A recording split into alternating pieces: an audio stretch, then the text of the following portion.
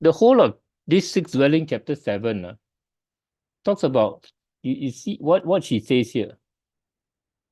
Consolation in prayer are not so much a common occurrence that they eclipse everything else. I will be suspicious of anyone who claimed that her bliss was continuous. I mean, anyone who claimed that she is too busy being absorbed all the time to reflect on Christ's passion, you should be suspicious too. Try to free yourself from such an error and resist absorption with all your might.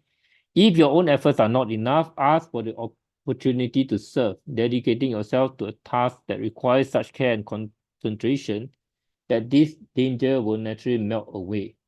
Now, why she warns against consolation in prayer? Now, you look at the first sentence. Consolation in prayer are not such a common occurrence that they eclipse everything else. Consolation we receive at the beginnings of prayer. Just like when we are growing up, we are given nice things, we are given good food and all that, we are basically taken care of so that we can focus on our growing, right? But as we grow older, those things are slowly withdrawn from us so that we ourselves make the effort. Here, because it's a warning against only one thing, consolation in prayer. Everything else doesn't matter. Because this, when you come to the sixth dwelling, this is already the illuminative way going towards the unity way. Spiritual betrothal going there already. But she says you cannot and should not let constellations overshadow everything else, such that I only want to remain in prayer and experience that constellation. I don't do anything else. Now that is dangerous because so the word absorption here, because we are absorbed in that experience and nothing else. Here she says anyone who claims that she's too busy being absorbed all the time to reflect on Christ's passion. You have the humanity and divinity of Christ, both. Christ is both man and God. You cannot just focus on one aspect and neglect the other. That's heresy. There have been many heresies like that throughout the centuries, where people just focus on the divinity of Christ and say the person of Jesus Christ is not God, he's just human, he's not really God. But for us, he's both God and man existing together. So when we just focus on the divinity, we tend to deny the humanity. When she said reflect on Christ's passion, is to reflect on the sufferings of Christ and why he came to the world in the first place. Because it's easy to just ask for consolation. We just want to be there, just feel good all the time, in rapture all the time. But that's self-absorbing. That, in a sense, falls into all the 7 capital sins already. Spiritual pride, spiritual gluttony, all the spiritual sins. Because the focus is on ourselves and on the consolation and on the sweetness. We crave that one so much that we forget that without God, that would not exist. And if we didn't have the humanity of Christ, that we wouldn't get that either, because redemption would not have been possible. If we do not reflect on the passion of Christ, then where did our redemption come from? Because redemption came from the passion and death and resurrection. And when we are too self-absorbed, then we don't want to do anything else. But we know that prayer is not just an act of praying. That means that sitting there and praying. Doing something is also an act of prayer. Working, serving, these are all acts of prayer because they're acts of charity. What does Saint Teresa say? Praying is not so much as thinking, but as loving. We can only love if we do something. I cannot say I love you and don't do anything. So that is why she warns against this. She said, and if you find ourselves slipping into this, then she says, dedicate yourself to a task that requires such care and concentration that this danger will naturally slip away. Not being absorbed with myself, like me. It's like, it's like I, me, and myself. No. That even though we do not turn away consolation, but know that even if there's no consolation, we still will go about doing the works of charity and of love. Okay. I tell you, friend, this is a dangerous path. The spirit of evil will try to lead us away from our devotion to the most blessed mystery of Christ's humanity. The mistake I used to make wasn't quite this extreme.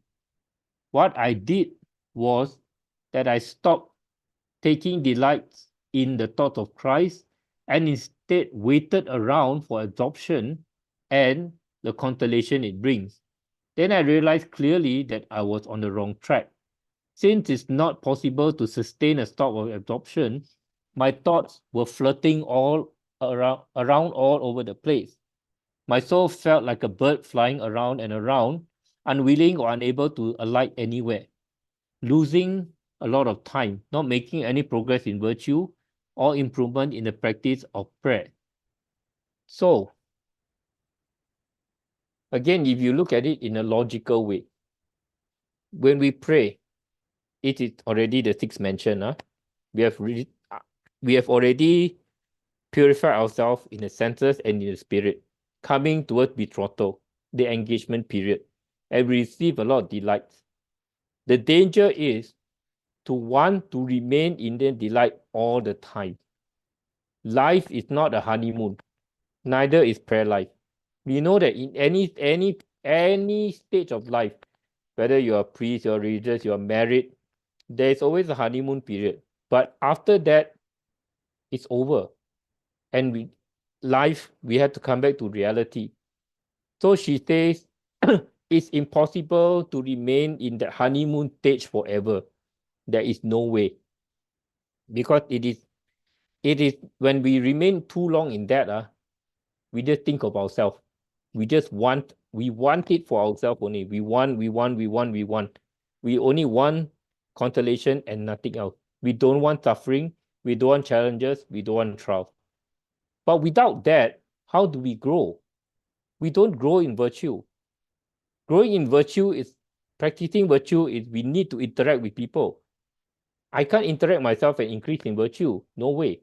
Growing in virtue and all that needs human interaction, which is why she says this is if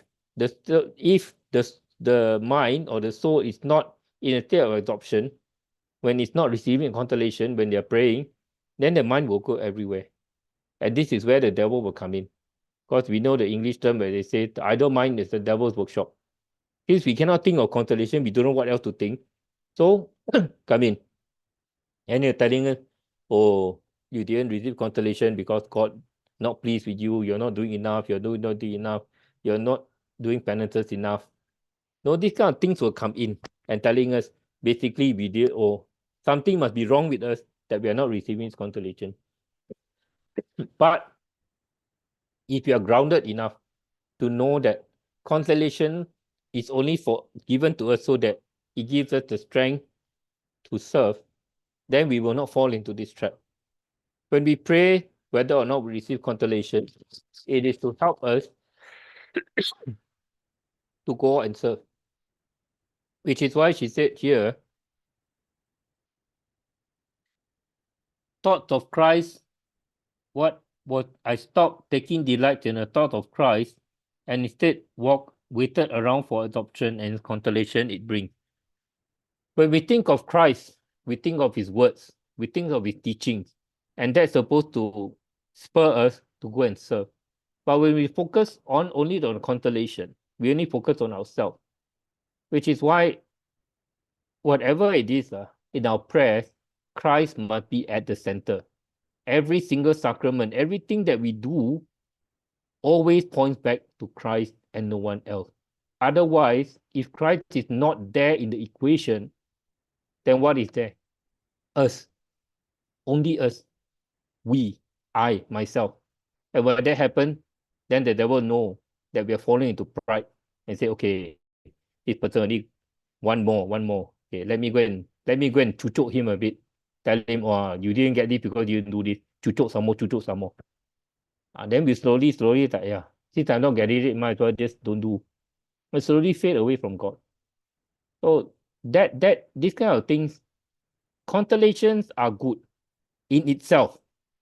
But if we allow it to dominate our life and we only crave for constellation, then we know we're in trouble. I'm going to read the whole paragraph now. Finally, one day I talked to a person who was a servant of God and explained my method of prayer. He gave me some helpful advice which clearly demonstrated how mistaken I had been. I couldn't help but regret that there was ever a time when I failed to realize that my great loss of tangible imagery of Christ and of the path he had to take could never result in gain. And even if I could get something out of it, I wouldn't want it unless it came through him from whom all real blessings come to us. I think her greatest, one of the regrets is running away from mental prayer. If you read her book of her life, she says for many years she tried to run away from mental prayer. She didn't want to pray. And when she reached her spiritual maturity, when she at the height of her spiritual maturity, when she wrote this the Interior Castle, she received locution, she received constellation, and sometimes she seems like floating and there. And I think sometimes she's just in the prayer of quiet, which is just jam there, can't do anything. But she's ashamed of all that. Because when people see it, she says they only want that experience. But they forget the person who gives that experience. So in the whole, even if you get to the unity way, where you become union with God, we should always remember the person of Christ. In our prayers, in everything points back to Christ. She says always the path that Christ took. What is the path that he took? The path of obedience, the path that led to the cross to redeem the human race. That is the path that we need to take if we want to achieve union with God. The purgative, illuminative, unitive is to deny ourselves, to be obedient to God, to purge whatever that is not of God in us, to reach God.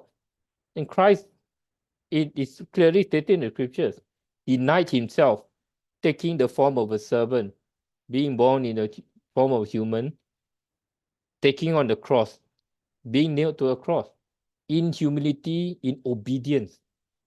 When we are focused too much on constellation, the word absorption is actually to be absorbed in that moment. We only want to be absorbed, nothing else. We are like a sponge, keep absorbing. We just want to take in more. But we forget the path that leads to salvation, which is obedience and humility. Because otherwise, if we keep being absorbed, then we fall into the 7 spiritual sins. All right.